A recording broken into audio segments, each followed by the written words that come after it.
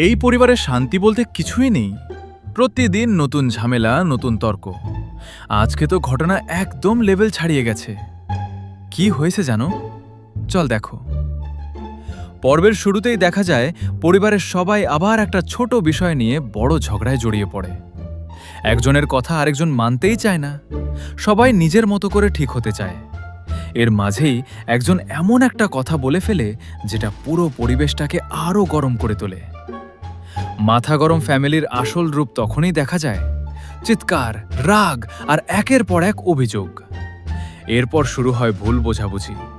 একজন আরেকজনকে দোষ দিতে থাকে আর ছোট বিষয়টা ধীরে ধীরে বড় সমস্যায় রূপ নেয়।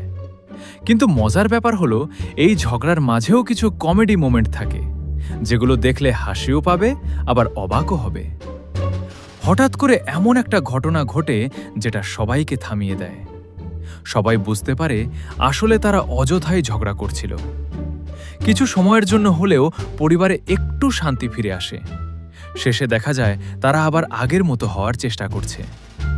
কিন্তু প্রশ্ন হলো, এই শান্তি কি থাকবে নাকি আবার নতুন ঝামেলা শুরু হবে? জানতে হলে পরের পর্ব অবশ্যই দেখতে হবে। এমন আরও নাটকের গল্প জানতে আমাদের চ্যানেল সাবস্ক্রাইব করো। ভিডিওটা ভালো লাগলে লাইক দিতে ভুলো না।